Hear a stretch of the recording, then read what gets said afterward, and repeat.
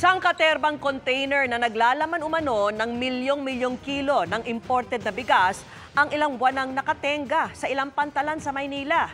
At nakatutok live si Maris Umali. Maris. Vicky, habang patuloy na umaaray ang ating mga kababayan sa mahal na presyo ng bigas, alam niyo po ba na dito sa Manila International Container Terminal at South Harbor, milyon-milyong kilo nga ng bigas ang nakatenga lang at hindi pa rin inilalabas ng mga consignee ayon sa Philippine Ports Authority o PPA. Patong-patong na container na aabot sa halos 500 ang bilang ang ipinakita sa media ngayong hapon ni Philippine Ports Authority General Manager Jay Santiago. Hindi raw nila maaaring buksan ito dahil pribadong pag-aari ng mga consignee at kinakailangan din ng presensya ng Bureau of Customs. Pero ayon kay GM Santiago, imported na bigas daw ang laman nito. At hindi lang basta-basta dahil aabot sa mahigit 13 milyong kilo ito ng bigas na maaari nang ilabas sa merkado dahil bayad na ang buwis sa BIR at taripa sa customs. Naghihintay na lang na i-pull out ng mga consignee pero hanggang ngayon ay nananatili rito sa Manila International Container Terminal.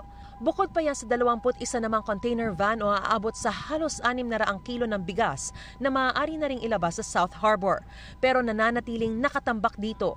Ang ilan halos isang buwan nang nakatenga sa port, pero may ibang umabot pa ng 275 days dito. Aming pag-aanalisa at sa aming pagtatanong-tanong, karamihan po dito sa mga consignees po na ito ay naghihintay lamang po na tumaas ang presyo ng bigas sa merkado bago po nila ilabas. Matatawag na nating hoarding yan. Alarming talaga yun, ano? Nakipag-ugnayan na raw ang PPA sa Department of Agriculture na i-require ang mga consignee na ilabas agad sa loob ng 5 araw ang mga kargamento oras na maklear ng customs, kapalit ng pagbibigay ng permit to import sa mga ito.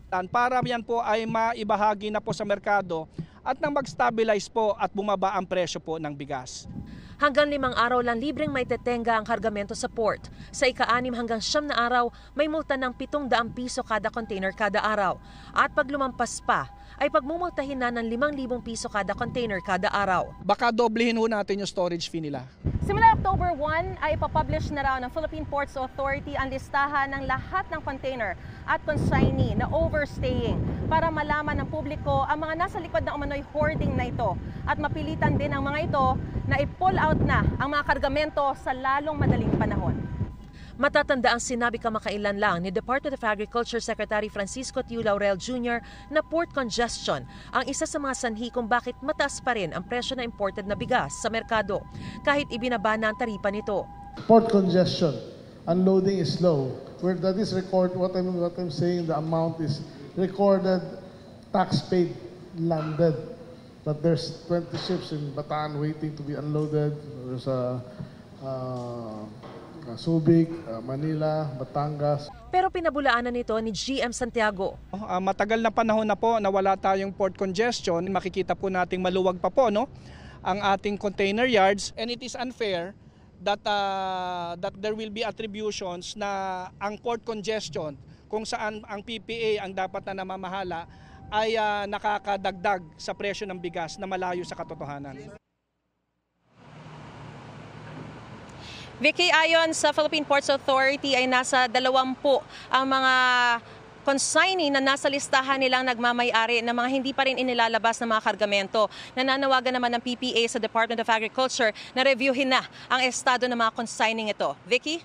Maris, kung patuloy na mananatili riyan itong mga container van na ito na naglalaman umano ng imported na bigas, bukod sa multa, ano ba ang pwedeng kaharapin sa batas nitong mga importer na ito? Vicky, bukod nga sa multa, pwede rin silang isyuhan ng Department of Agriculture ng show cause order para pagpaliwanagin kung bakit hindi dapat kanselahin yung kanilang mga import permit. Posible rin silang kasuhan ng Department of Justice ng economic sabotage. At kahit na nakapagbayad na sila ng kanilang mga duties at taxes at cleared na sila sa Bureau of Customs, Vicky, kapag hindi pa rin nila nailabas ang mga kargamentong ito, matapos ang 30 araw ay pwede na raw ipasubasta ang mga kargamentong ito. Vicky? Alright. Okay, maraming salamat sa iyo, Maris Umali.